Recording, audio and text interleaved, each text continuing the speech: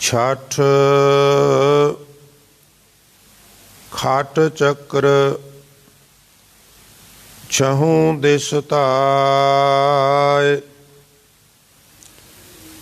बिन परचय नहीं थिरा रहाय।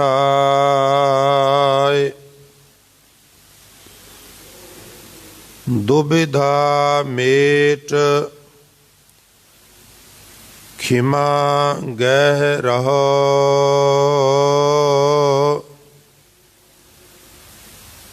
करम धर्म की सूल ना सहो। सत सत कर बाचा जान, आत्म राम लेहो परवान। छूटै संसार मिट जाहे दुख,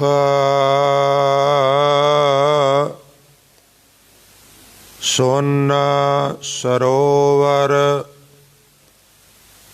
पावो सुख।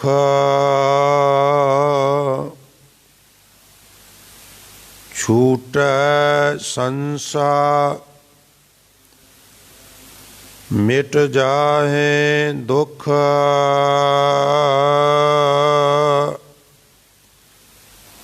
सोन सरोवर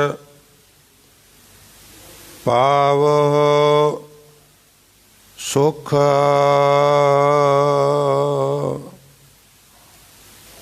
वाहिगुरु जी का खालसा, वाहिगुरु जी की फतेह। सो परम सन्मानयोग जुगो जुग अटल चवर छतर अते तखत दे मालक बाणी के बोहेत, सर्ब सांझीवालता दे प्रतीक शब्द गुरु दसां ही पातशाहियां दी जोत, धन धन श्री गुरु ग्रंथ साहिब महाराज जी दी पावन पवित्र हजूरी, गुरुद्वारा दमदमा साहिब पातशाही पहली पातशाही छेवीं, महान पवित्र इतिहासक अस्थान ते विराजमान और यात्रा कर रही बहुत ही सन्मानयोग गुरु रूप साध संगत जी वडभागे हो, जो अमृत वेले दी साम संभाल करदियां होया नींदर आलस आदि दा तर्क त्याग करके उद्यमी बनदियां होया गुरु चरनां विच पहुँच के आप जी ने गुरु सवारियां तो आशा की वार दे शब्द कीर्तन सरवण करके लाहे प्राप्त कीते हन। सो गुरुदेव आप सारियां संगतां दियां हाज़रियां तिल फुल सेवावां भेटावां अपने दर प्रवान कर, सबना नूं दरो करो नामदान गुरसिੱਖੀ जीवन। अपने चरण कमलों की प्रीत प्रतीत बाणी पढ़न सुनन कंठ करन दा चाह बख्शिश करन। इसे प्रकार आउण वाले समय विच भी असी सारे गुरु चरनां विच बराज के सतगुरु जी की मेहरामत दे पात्र बनते रहिए। गुरुदेव ऐसी कृपा करन। ਉਪਰੰਤ ਆਪ ਜੀ ਨੇ ਹੁਣੇ ਦਾਸ ਪਾਸੋਂ ਜੋ ਪਾਵਨ ਬਚਨ ਸਰਵਣ ਕੀਤੇ ਹਨ, ਇਹ ਪਵਿੱਤਰ ਬਚਨ ਰਾਗ ਗੌੜੀ ਥਿੱਤੀ ਕਬੀਰ ਜੀ ਕੀ ਸਿਰਲੇਖ ਹੇਠ ਸ੍ਰੀ ਗੁਰੂ ਗ੍ਰੰਥ ਸਾਹਿਬ ਮਹਾਰਾਜ ਜੀ ਦੇ ਪਾਵਨ ਅੰਗ 343 ਤੇ ਦਰਜ ਹਨ। ਪਰਵਾ ਪ੍ਰੀਤਮ ਕਰੋ ਵਿਚਾਰ ਏਕਮ ਤਿਥ ਤੋਂ ਸ਼ੁਰੂ ਕਰਕੇ ਔਰ 14 ਤੱਕ ਆਉਂਦੇ ਨੇ। ਫਿਰ ਪੂਰਨ ਮਾਸ਼ੀ ਦਾ ਜ਼ਿਕਰ ਕਰਦੇ ਨੇ, ਪੂਨਿਓ ਚੰਦ ਆਕਾਸ਼। ਔਰ ਫਿਰ ਇਸ ਪ੍ਰਕਾਰ ਇਹ ਜੋ ਥਿੱਤੀ ਬਾਣੀ ਹੈ, ਇਸ ਦੀ ਗੁਰੂ ਰੂਪ ਸਾਧ ਸੰਗਤ ਜੀ ਸਮਾਪਤੀ ਹੋ ਜਾਂਦੀ ਹੈ। ਫਿਰ 7 ਵਾਰਾਂ ਦੀ ਵਿਆਖਿਆ ਕਬੀਰ ਸਾਹਿਬ ਆਪਣੇ ਅੰਦਾਜ਼ ਵਿੱਚ ਬਖਸ਼ਿਸ਼ ਕਰਦੇ ਨੇ। ਅੱਜ ਛਠ ਤੇ ਸਪਤਮੀ 2 ਤਾਰੀਖਾਂ ਦਾ ਕਬੀਰ ਸਾਹਿਬ ਨੇ ਜ਼ਿਕਰ ਕੀਤਾ। ਆਓ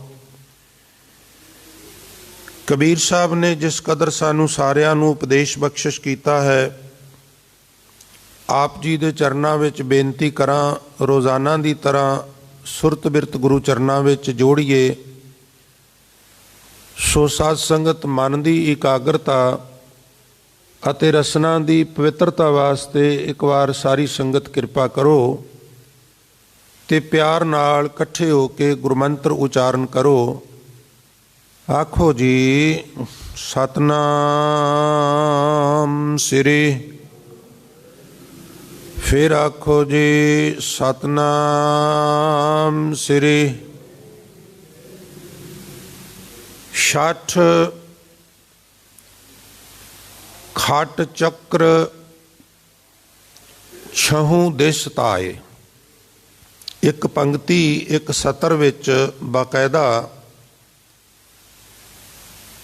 2 ਵਿਸ਼ਰਾਮ ਦੇਣੇ ਨੇ। ਛਠ ਤਾਰੀਖ ਨਾਲ ਸੰਬੰਧਿਤ ਹੈ, ਛਟੀ ਨਾਲ ਸੰਬੰਧਿਤ ਹੈ। ਇਹਨੂੰ ਹਿੰਦਕੀ ਇਲਾਕੇ 'ਚ ਛਟੀ ਵੀ ਕਹਿੰਦੇ ਨੇ। ਵੈਸੇ ਛਟੀ ਸੋਟੀ ਨੂੰ ਵੀ ਕਹਿੰਦੇ ਨੇ, ਪਰ ਉਹ ਤਰੀਕ ਨੂੰ ਵੀ ਜਿਵੇਂ ਸਪਤਮੀ ਇਸ ਤਰ੍ਹਾਂ ਛਟੀ ਵੀ ਕਹਿੰਦੇ ਨੇ। ਕਬੀਰ ਸਾਹਿਬ ਮਹਾਰਾਜ ਕਹਿੰਦੇ ਨੇ ਵੀ ਹਰ ਤਾਰੀਖ ਨੂੰ ਹਰ ਵਾਰ ਵਿੱਚ ਬ੍ਰਾਹਮਣ ਨੇ ਕੋਈ ਨਾ ਕੋਈ ਕਰਮ ਕਾਂਡ ਰਚਿਆ ਹੋਇਆ ਹੈ। ਗੁਰਬਾਣੀ ਇੱਥੋਂ ਤੱਕ ਕਹਿੰਦੀ ਵੀ ਥਿੱਤੀ ਅਮਾਵਸ ਰਚ ਰਚ ਮੰਗ ਹੈ, ਕੋਲੋਂ ਹੀ ਬਣਾ ਕੇ। ਇਸ ਤਰੀਕ ਨੂੰ ਇੱਦਾਂ ਕਰੋ, ਇੱਦਾਂ ਨਾ ਕੀਤਾ ਤੇ ਇੱਦਾਂ ਹੋ ਜਾਏਗਾ।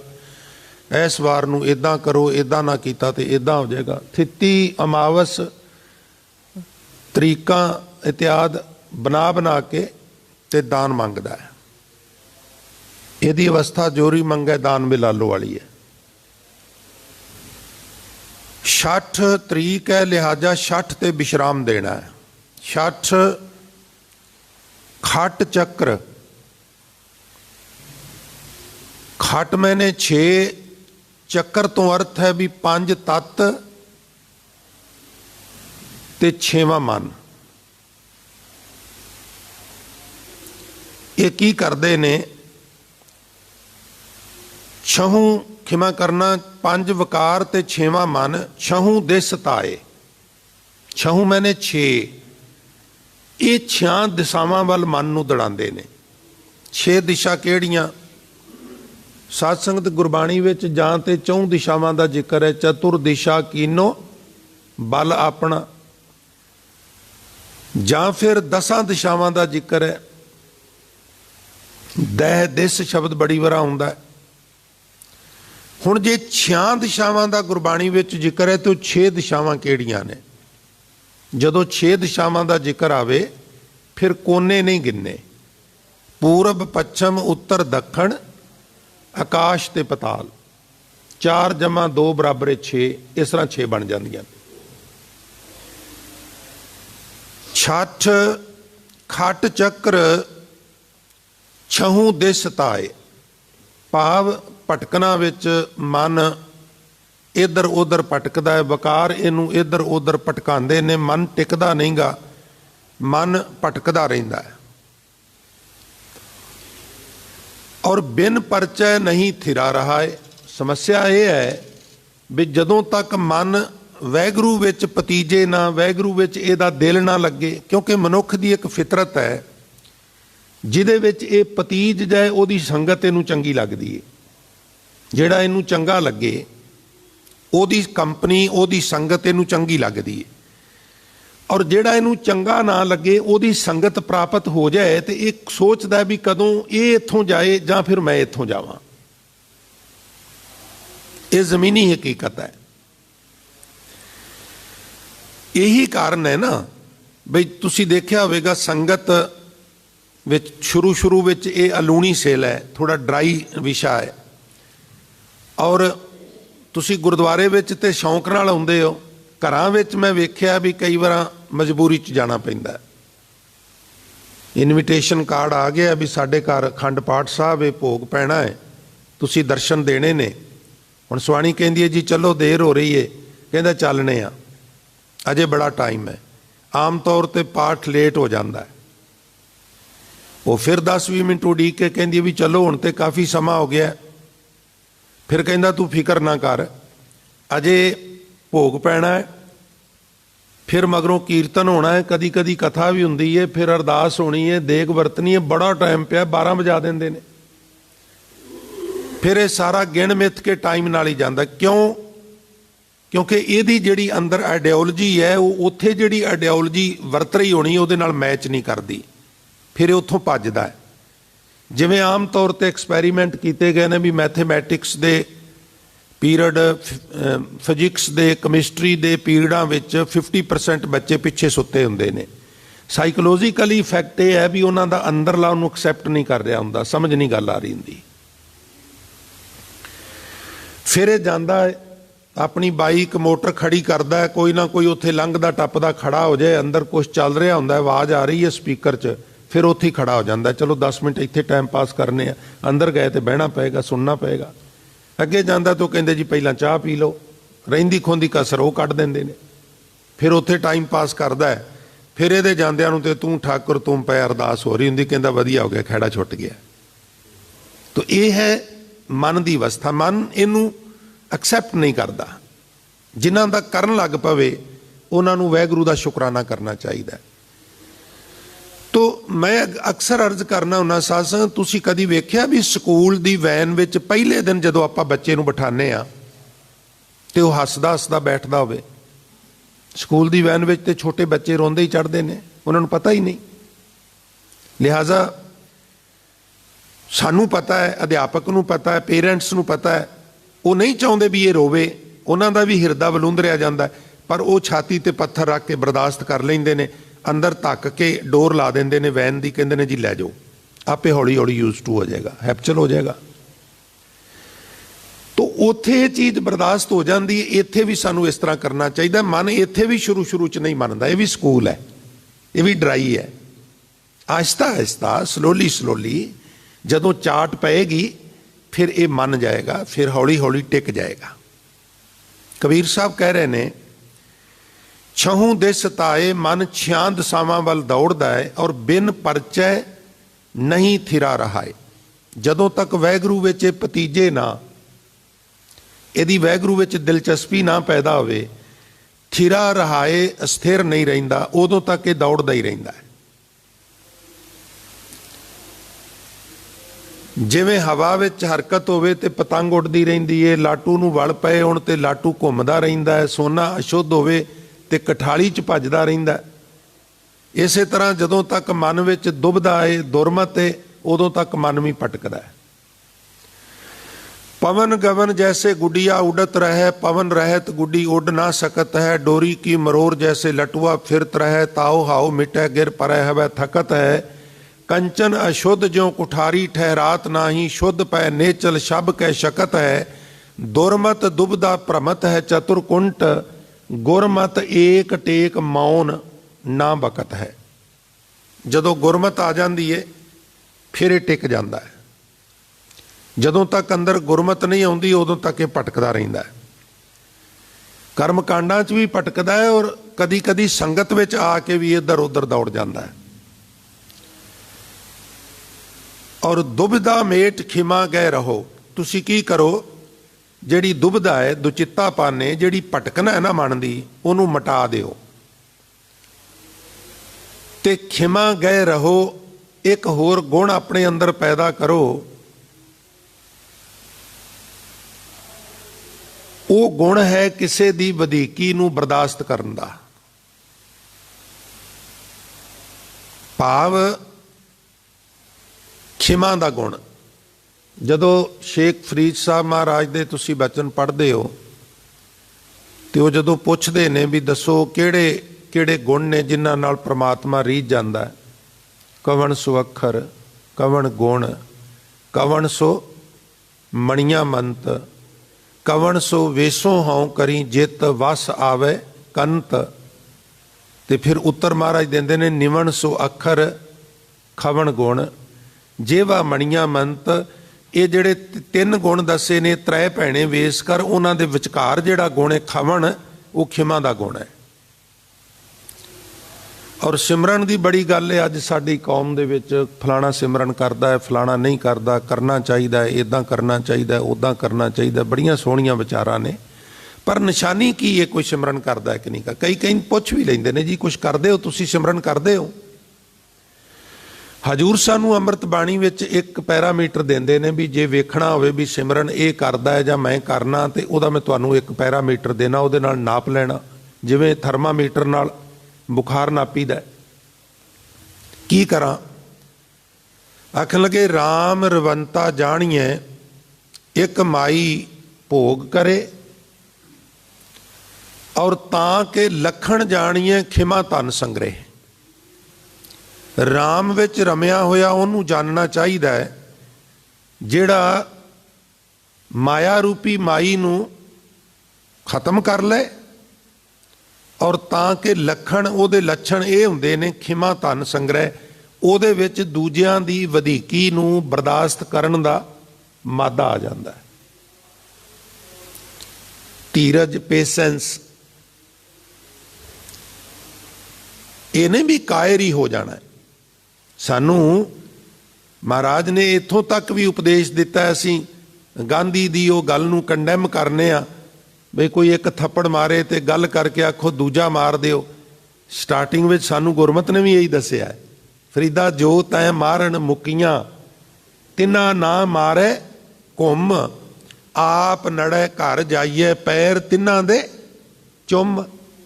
ਪਰ ਹਾਂ ਫਿਰ ਇੱਕ ਹੱਦ ਇਸ ਤਰ੍ਹਾਂ ਦੀ ਆ ਜਾਏ ਬਈ ਲੋਕ ਕਾਇਰ ਸਮਝਣ ਲੱਗ ਪੈਣ, ਜ਼ਾਲਮ ਜ਼ੁਲਮ ਹੋਰ ਕਰਦਾ ਜਾਏ, ਤੇ ਫਿਰ ਮਹਾਰਾਜ ਨੇ ਉਪਦੇਸ਼ ਦਿੱਤਾ ਚੂੰਕਾਰ ਅਜ ਹਮਾ ਹੀਲ ਤੇ ਦਰ ਗੁਜਸਤ, ਹਲਾਲ ਅਸਤ ਬੁਰਦਨ ਬਾ ਸ਼ਮਸ਼ੀਰੇ ਦਸਤ।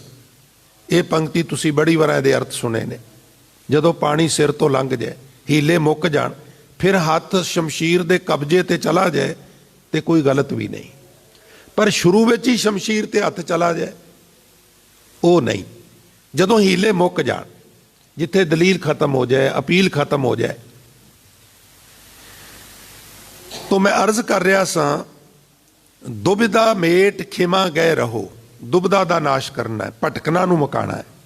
जदों भटकना मुकदी है फिर की हुंदा है? एक शब्द भगत कबीर साहब महाराज ने, हुण गौड़ी राग चल रहा है, जिवें गौड़ी राग समाप्त होना फिर आसा राग शुरू हो जाना है।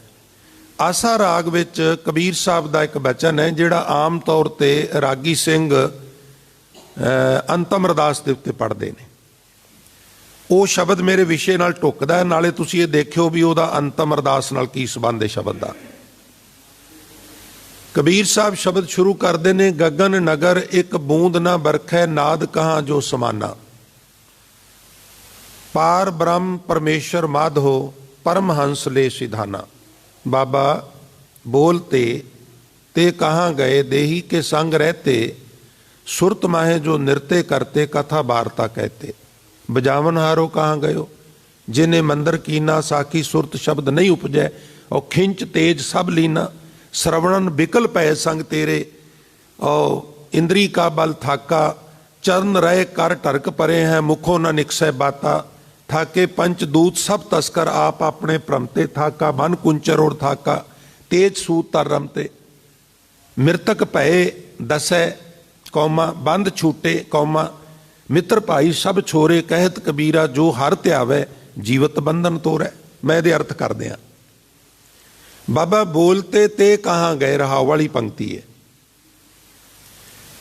हुण झटकी जी गल ये समझ लेना भी जिहड़ा गुजर गया वो साडे नाल बोलदा सी, गल्लां बातां करदा सी, वो कित्थे गया।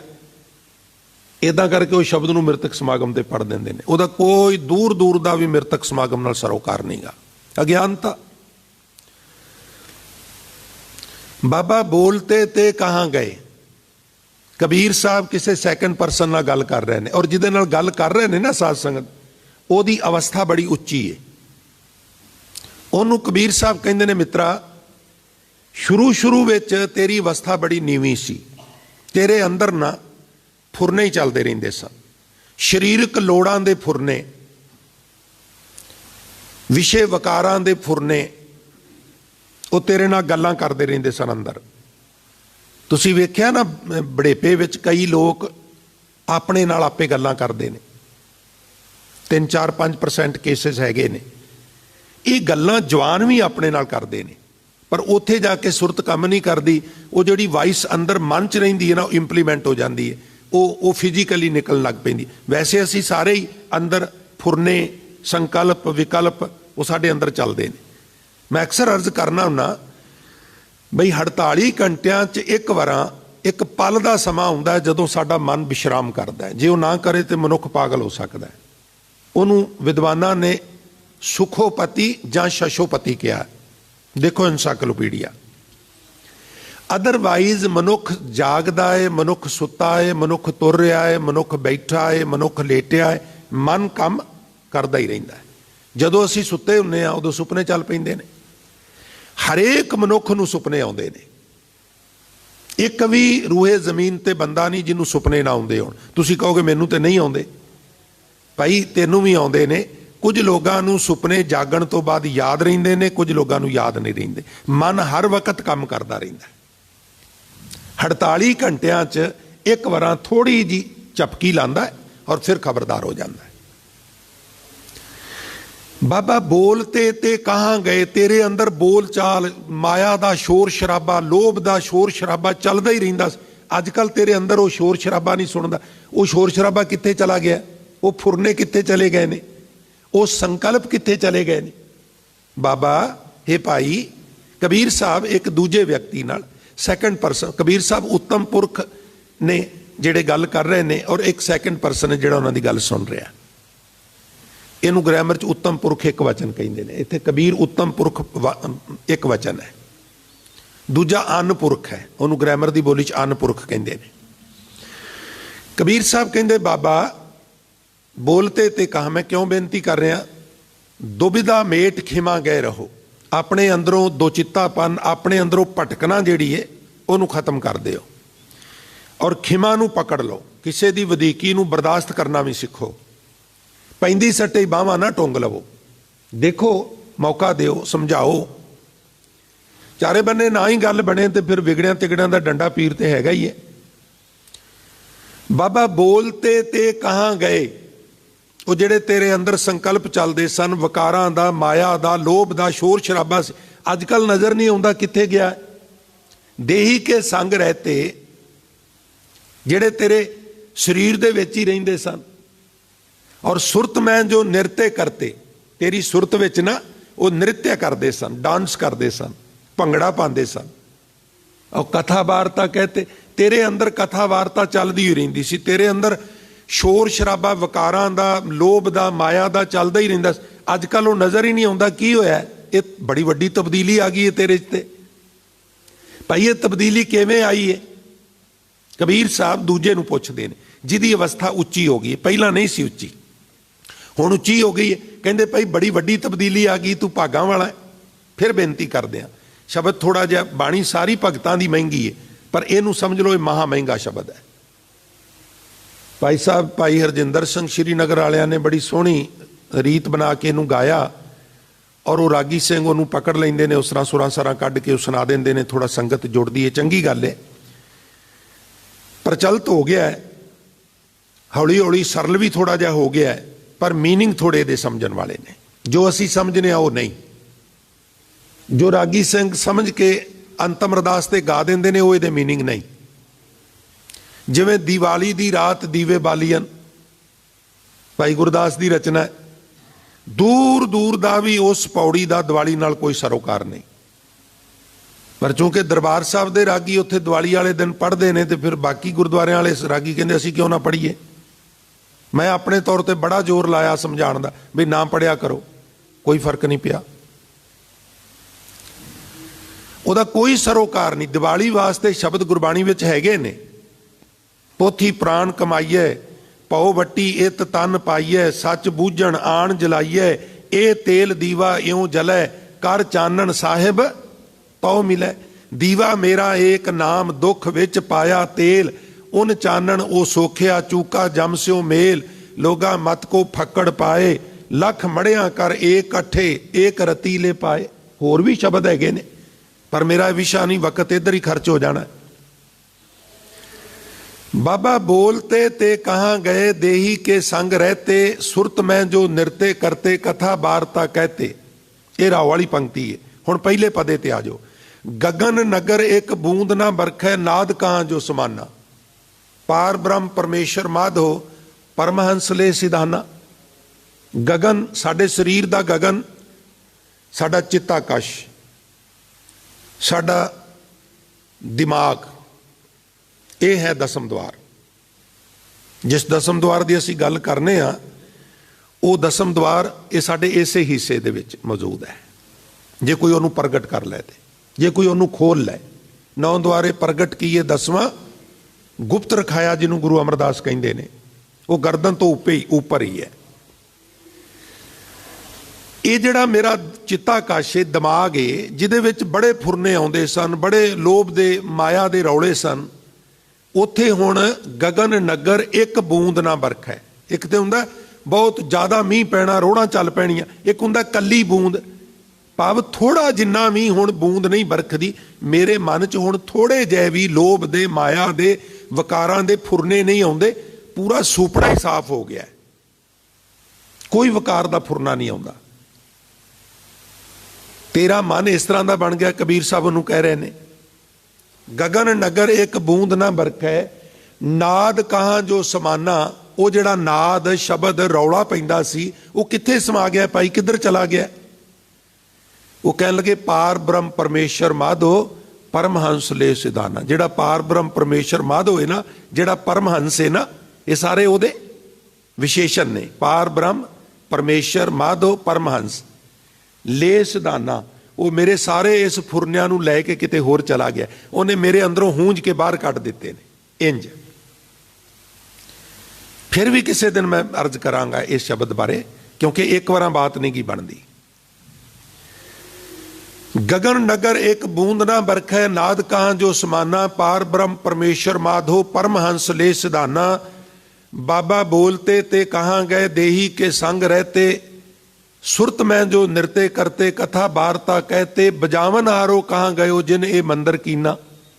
हुण ये वेखो, मंदिर शब्द के अर्थ बिल्डिंग ने गुरबाणी च, इत्थे मंदिर के अर्थ की ने, मंदल। रारे नूं लल्ला बना देना है। हुण तुसीं कहोगे मंदल दे की अर्थ ने? मंदल मैंने मांदल, ते मांदल मैंने ढोल। मांदल कंध चढ़ाए, कबीर साहब कोई काहू को नहीं, सब देखी ठोक बजाए। बजावन हारो कहाँ गयो, जिन ये मंदिर कीना। आखन लगे शोर शराबा काहदा होना सी, ढोल काहदा वजना सी, लोभ दा, माया दा। जिन्हें ये ढोलकी बनाई सी ना मन ने, वो मन ही नहीं रहा, मन बदल गया। बजावन हारो कहाँ गयो, जिन ये मंदिर कीना। साखी शब्द सुरत नहीं उपजै, खिंच तेज सब लीना।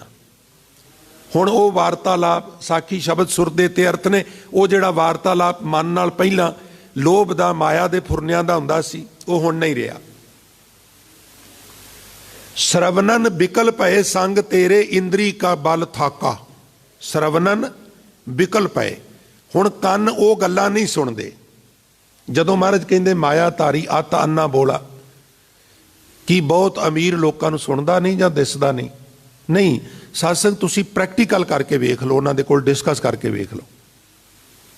जदों तुसीं कोई इस तरह की गल करोगे जिहदे च उन्हां नूं लाभ होवे, बड़े गौर नाल तुहाडी गल सुणनगे। ਔਰ ਜਿਹੜੀ ਗੱਲ 'ਚ ਉਹਨਾਂ ਨੂੰ ਲੱਗੇ ਵੀ ਕੋਈ ਲਾਭ ਨਹੀਂ, ਉਹ ਸੁਣੀ ਅਣਸੁਣੀ ਵੀ ਕਰ ਦੇਣਗੇ।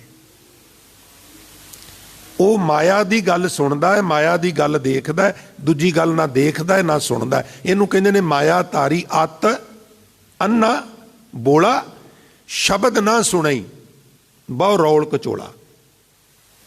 ਜਿਹੜੇ ਸ਼ਬਦ ਖਾਸ ਕਰਕੇ ਜਿਹੜੀ ਭਗਤਾਂ ਦੀ ਬਾਣੀ ਦੀ ਵਿਚਾਰ ਚੱਲ ਰਹੀ ਹੈ ਨਾ ਪਿਆਰਿਓ, ਮੈਂ ਆਪ ਜੀ ਦਾ ਹੌਸਲਾ ਬੁਲੰਦ ਕਰਨ ਲਈ ਬੇਨਤੀ ਕਰਾਂ।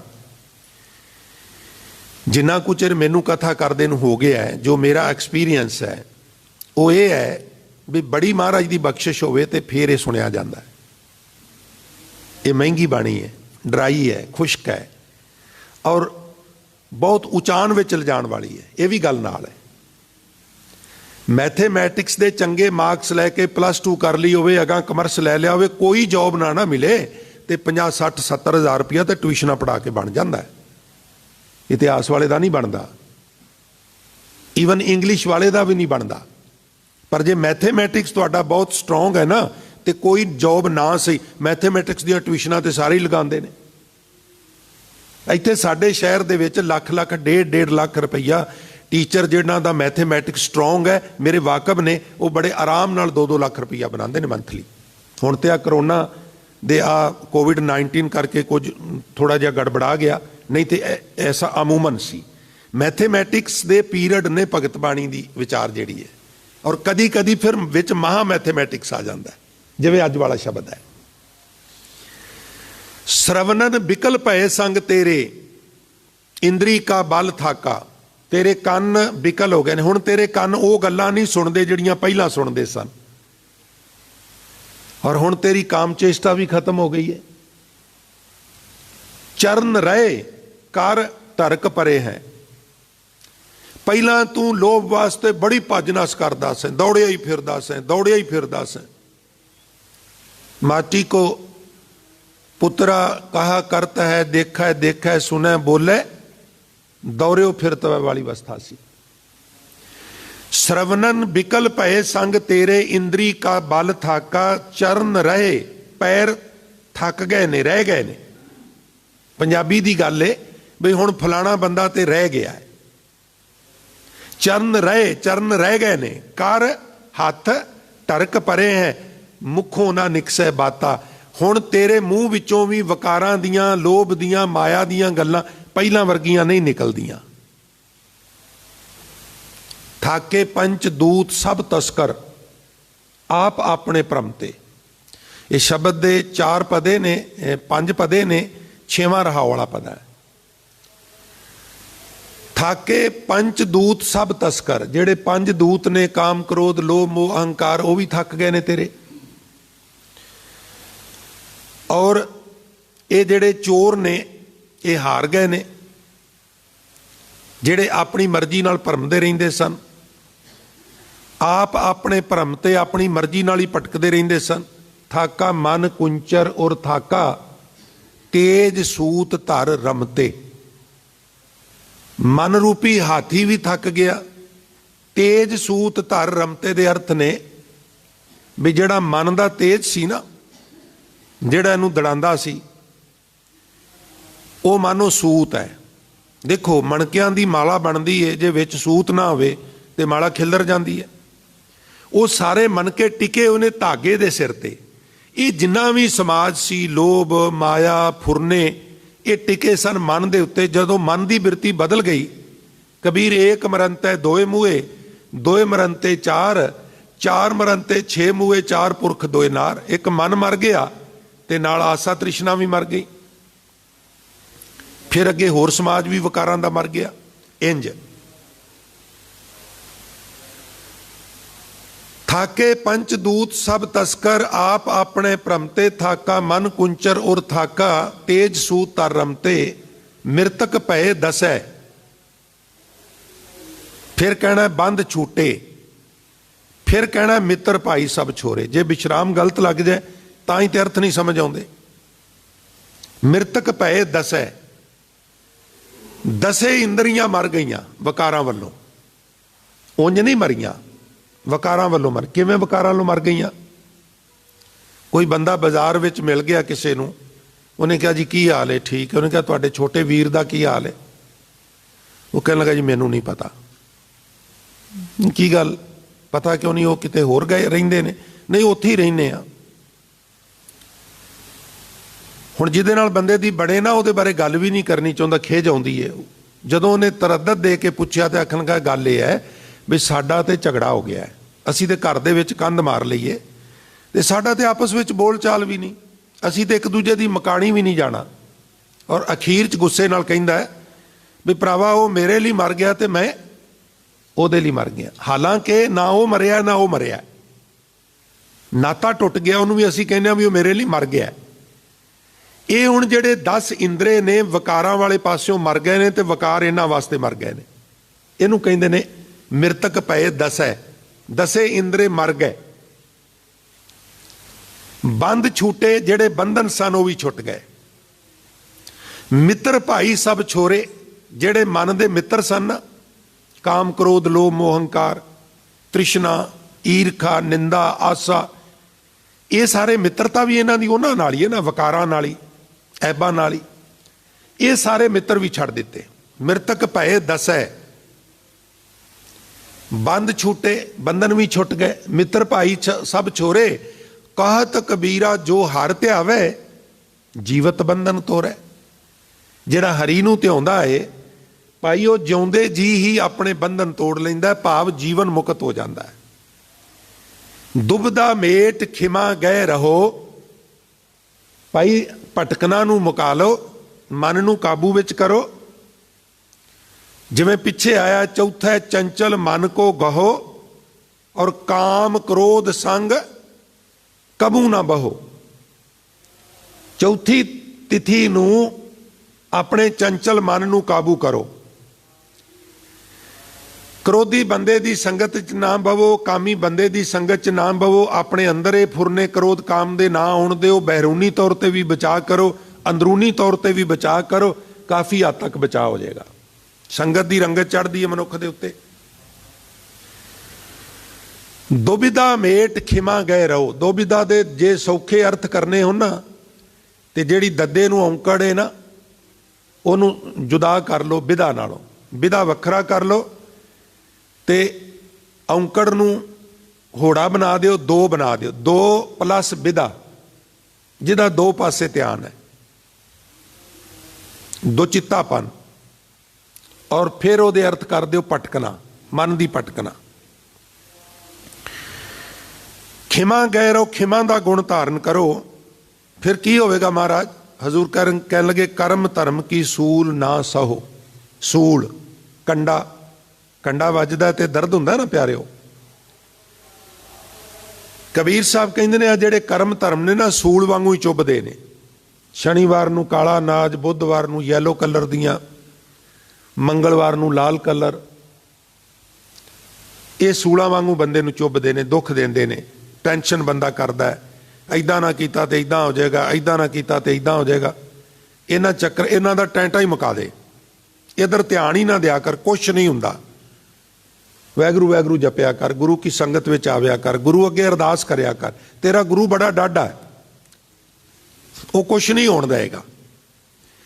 ਫਿਰ ਜਦੋਂ ਤੂੰ ਭਟਕਣਾ ਮਕਾਏਂਗਾ, ਖਿਮਾ ਦਾ ਗੁਣ ਅੰਦਰ ਧਾਰਨ ਕਰੇਂਗਾ ਤੇ ਇਹ ਜਿਹੜਾ ਟੈਂਟਾ ਹੈ ਕਰਮਾਂ ਧਰਮਾਂ ਦਾ, ਇਹ ਤੇਰਾ ਮੁੱਕ ਜਾਏਗਾ। ਕਰਮ ਧਰਮ ਕੀ ਸੂਲ ਨਾ ਸਹੋ, ਇਹ ਤੈਨੂੰ ਸੂਲ ਨਹੀਂ ਸਹਿਣੀ ਪਏਗੀ।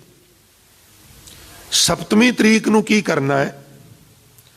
ਸਤੈ ਸਤ ਕਰ ਬਾਚਾ ਜਾਣ। ਸਪਤਵੀਂ ਤਰੀਕ ਨੂੰ ਇਹ ਸਮਝ ਵੀ ਸਤ ਕਰ ਬਾਚਾ ਜਾਣ। ਬਾਚਾ ਬਚਨ, ਬਚਨ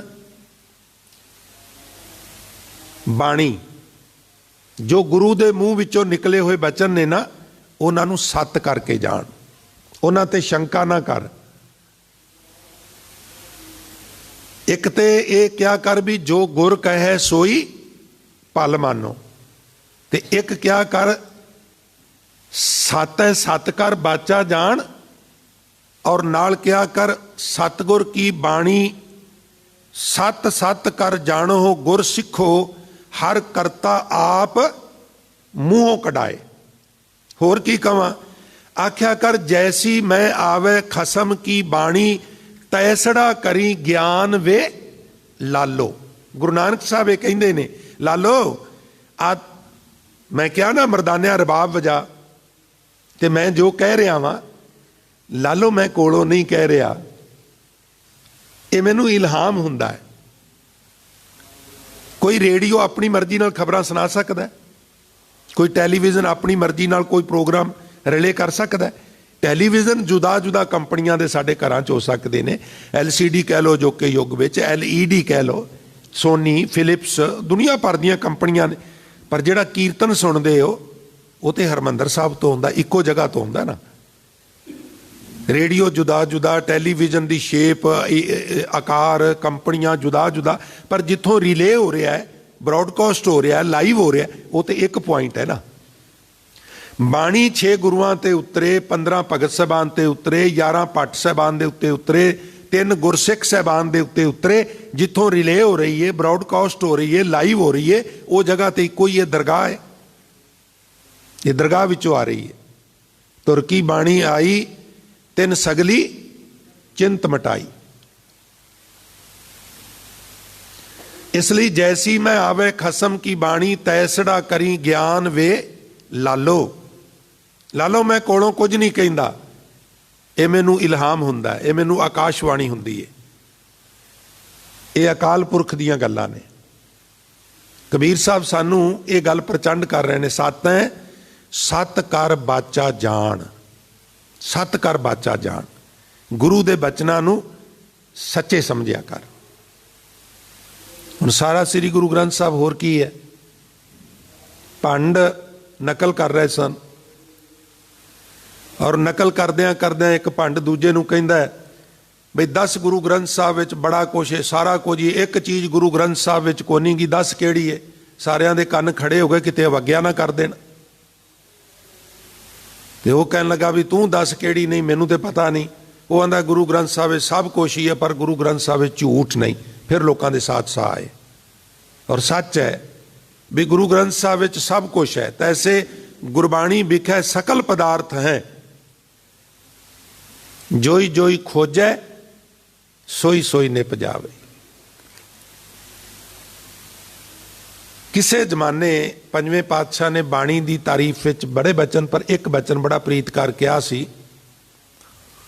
महाराज गुरु ग्रंथ साहब सच्चे पातशाह के दर्शन करके पाठ करके ते कहन लगे, गुरसिखो 2 तरह का धन हुंदा है, एक संसारी ते एक निरंकारी। हाँ महाराज वो तो हुंदा है।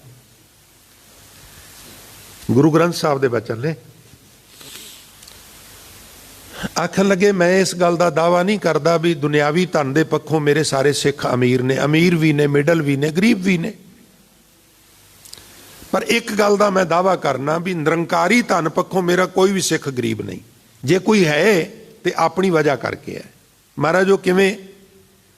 आखन लगे क्योंकि साडे कोल नाम धन का खजाना बड़ा वड्डा है। महाराज केड़ा खजाना? ते हजूर ने श्री गुरु ग्रंथ साहब वाल कर कमल करके आख्या, हम तनवंत भागठ सच नाए। साडे कोल सच्चे नाम दा, जिहदे विच सच्चे नाम दा जिक्र है, जिहड़ी बाणी सच्चे नाम वाल प्रेरदी है, ओदा साडे कोल खजाना है। लिहाजा असी तनवंत हाँ। Tanvant means rich. हम तनवंत और भागठ, भब्बे कन्ना गग्गा ठट्ठा, भागठ मैंने भी रॉयल, भागां वाले, बहुत ज़्यादा रॉयल लोग। उदू भी अगली गल, हम तनवंत भागठ कह लगे कादे भागठ? हजूर कह लगे सच नाए। मैं कच नाए की गल नहीं कर रहा। गुरु अर्जन साहब कह लगे मैं सच नाए की गल। सच नाए के एंगल तो असी बड़े भागठ हाँ। हर गुण गावे सहज सुभाए। बई जे असी आत्मक अडोलता विच टेक के उहदे गुण गाइए ते प्यू दादे का खोल डिठा खजाना। प्यू दादे का, हुण कौन प्यू है? गुरु अर्जन साहब दा, गुरु रामदास। ध्यान दे आजे, दादा कौन है? बड़ी अद्भुत गल है। जिहड़ा संसारी रिश्ते चों नाना है, वो निरंकारी रिश्ते चों दादा है।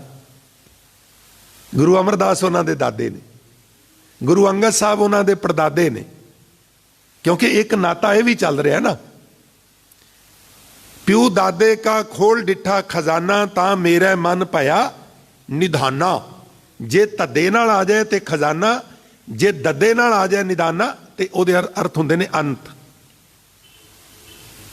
कौ रविदास निदान दीवाने, उत्थे निदान दे अर्थ ने अंत। ये जिहड़ा निधाना शब्द पंजवें पातशाह ने वरत्या, इहदे अर्थ ने खजाना। प्यू दादे का खोल डिठा खजाना, ता मेरे मन पया निधाना, रतन लाल जा का कछु ना मोल। ਇਹਦੇ ਵਿੱਚ बड़े बड़े कीमती रतन ने, लाल ने, पन्ने ने, हीरे ने, और ਉਹ ਜਿਹੜੇ ਹੀਰੇ ਨੇ ਉਹ ਖਰੀਦੇ ਜਾ ਸਕਦੇ ਨੇ, ਵੇਚੇ ਜਾ ਸਕਦੇ ਨੇ। ਇਹ ਵੇਚੇ ਖਰੀਦੇ ਨਹੀਂ ਜਾ ਸਕਦੇ।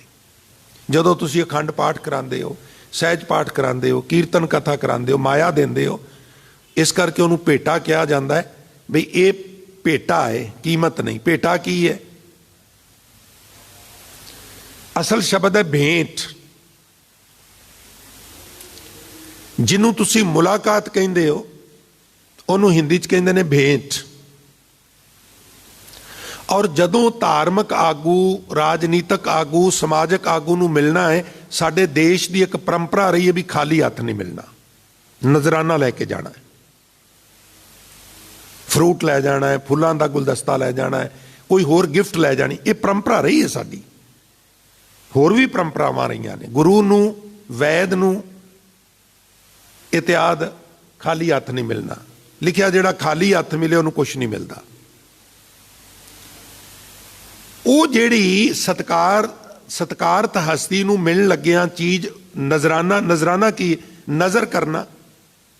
ਵੇਖੋ ਨਾ, ਤੁਸੀਂ ਕਿਸੇ ਬੱਚੇ ਦੇ ਵਿਆਹ ਤੇ ਗਿਫਟ ਲੈ ਕੇ ਜਾਓ, ਤੁਹਾਡੀ ਪਹਿਲਾਂ ਕੋਸ਼ਿਸ਼ ਹੁੰਦੀ ਹੈ ਰੱਖਣਾ। ਉਹਨਾਂ ਨੇ ਹੱਥ 'ਚ ਇੰਨੀਆਂ ਗਿਫਟਾਂ ਥੋੜ੍ਹਾ ਫੜਨੀਆਂ, ਪਰ ਇੱਕ ਵਾਰ ਅਸੀਂ ਉਹਨਾਂ ਦੀ ਨਜ਼ਰ ਕਰਨੇ ਆ। ਉਹ ਵੇਖ ਲੈਣ ਵੀ ਫਲਾਣਾ ਘੜੀ ਲਿਆਇਆ ਹੈ, ਫਲਾਣਾ ਗੁਲਦਸਤਾ ਲਿਆਇਆ ਹੈ, ਫਲਾਣਾ ਕੋਈ ਹੋਰ ਚੀਜ਼ ਲਿਆ। ਇੱਕ ਵਾਰੀ ਉਹਨਾਂ ਦੀ ਜਾਂ ਉਹਨਾਂ ਦੇ ਮਾਂ ਪਿਓ ਦੀ ਨਜ਼ਰ ਕਰਨ, ਫਿਰ ਉਹ ਪਕੜ ਕੇ ਹੱਥਾਂ ਵਿੱਚ ਰੱਖ ਦਿੰਦੇ ਨੇ।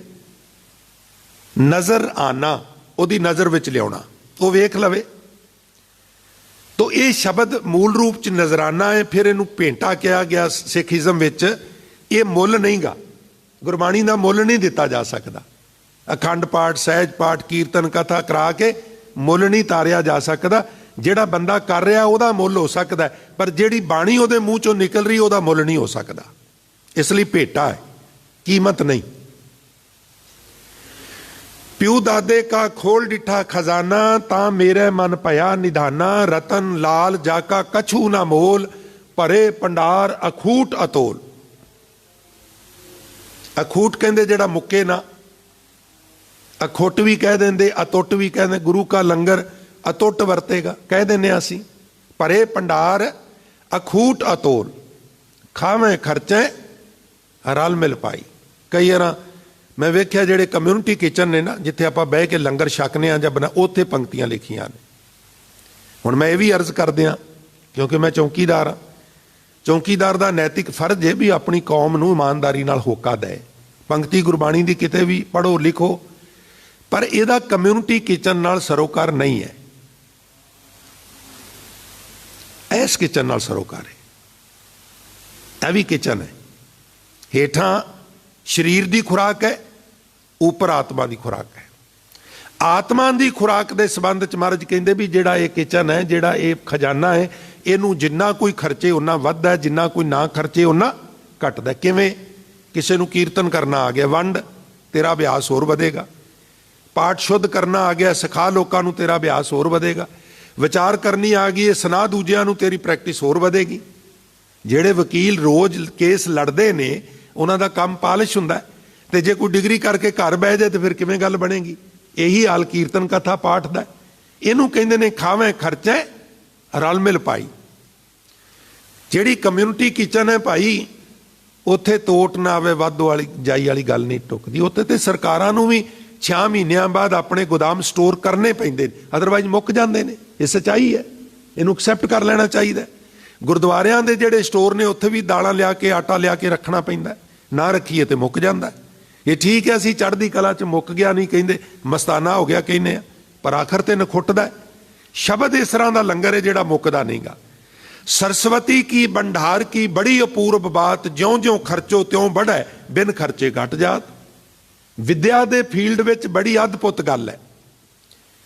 ਇਹਨੂੰ ਜਿਵੇਂ ਜਿਵੇਂ ਖਰਚੀਏ ਵੱਧਦਾ ਹੈ, ਜਿਵੇਂ ਜਿਵੇਂ ਨਾ ਖਰਚੀਏ ਘਟਦਾ ਹੈ। ਬਿਖ ਵਿਦਿਆ ਅਭਿਆਸ ਬਿਨ ਭੋਜਨ ਗਰਲ ਅਗਾਏ। ਵਿਦਿਆ ਅਭਿਆਸ ਤੋਂ ਬਿਨਾ ਬਿਖ ਬਣ ਜਾਂਦੀ ਹੈ, ਖਾਦੇ ਤੋਂ ਹੋਰ ਖਾ ਲਈਏ ਉਹ ਵੀ ਪੋਇਜ਼ਨ ਬਣ ਜਾਂਦਾ। ਇਹ ਵੀ ਗੱਲ ਨਾਲ ਹੈ। ਰਾਜਯੋਗ ਭਰਤਰੀ ਦੇ ਬਚਨ ਨੇ। ਪਿਉ ਦਾਦੇ ਕਾ ਖੋਲ ਡਿੱਠਾ ਖਜ਼ਾਨਾ, ਤਾਂ ਮੇਰੇ ਮਨ ਭਇਆ ਨਿਦਾਨਾ। ਰਤਨ ਲਾਲ ਜਾਕਾ ਕਛੂ ਨਾ ਮੋਲ, ਭਰੇ ਭੰਡਾਰ ਅਖੂਟ ਅਤੋਲ। ਫਿਰ ਕਹਿੰਦੇ ਨੇ ਖਾਵੇਂ ਖਰਚੇ ਰਲ ਮਿਲ ਭਾਈ, ਤੋਟ ਨਾ ਆਵੇ ਵੱਧੋ ਜਾਈ। ਕਹੋ ਨਾਨਕ ਜਿਸ ਮਸਤਕ ਲੇਖ ਲਿਖਾਏ, ਸੋ ਏਤ ਖਜ਼ਾਨੇ ਲਿਆ ਰਲਾਏ। ਇਹ ਬਿਨਾਂ ਭਾਗਾਂ ਤੋਂ ਜਿਸ ਖਜ਼ਾਨੇ ਦੇ ਤੁਸੀਂ ਹਿੱਸੇਦਾਰ ਬਣ ਕੇ ਬੈਠੇ ਹੋ ਨਾ, ਪਲੋਥੀਆਂ ਮਾਰ ਕੇ, ਹਜ਼ੂਰ ਕਹਿੰਦੇ ਨੇ ਬਿਨਾਂ ਭਾਗਾਂ ਤੋਂ ਨਹੀਂ ਬਣਿਆ ਜਾ ਸਕਦਾ। ਬੜੀ ਵੱਡੀ ਦਾਤ ਹੈ। ਭਾਗਾਂ ਵਾਲੇ ਆ ਅਸੀਂ। ਹੁਣ ਤੇ ਆਹਿਸਤਾ ਆਹਿਸਤਾ ਹੌਲੀ ਹੌਲੀ ਸਾਰਾ ਵਿਸ਼ਵ ਸਿੱਖੀਜ਼ਮ ਤੋਂ ਪ੍ਰਭਾਵਿਤ ਹੁੰਦਾ ਜਾ ਰਿਹਾ ਹੈ। ਬਹੁਤ ਘੱਟ ਮੁਲਕ ਨੇ ਜਦੋਂ ਕਿਸੇ ਮੁਲਕ ਦਾ ਪ੍ਰਧਾਨ ਮੰਤਰੀ, ਰਾਸ਼ਟਰਪਤੀ ਉਹ ਸਹੁੰ ਚੁੱਕੇ ਤੇ ਉਹ ਹਰਿਮੰਦਰ ਸਾਹਿਬ ਦਰਸ਼ਨ ਕਰਨ ਨਾ ਆਵੇ। ਬਹੁਤ ਘੱਟ ਲੋਕ ਨੇ ਜਿਹੜੇ ਇੱਥੇ ਆਉਣ ਬਾਹਰਲੇ ਮੁਲਕਾਂ ਦੇ ਤੇ ਉਹ ਹਰਿਮੰਦਰ ਸਾਹਿਬ ਦਰਸ਼ਨ ਕਰਨ ਨਾ ਆਉਣ।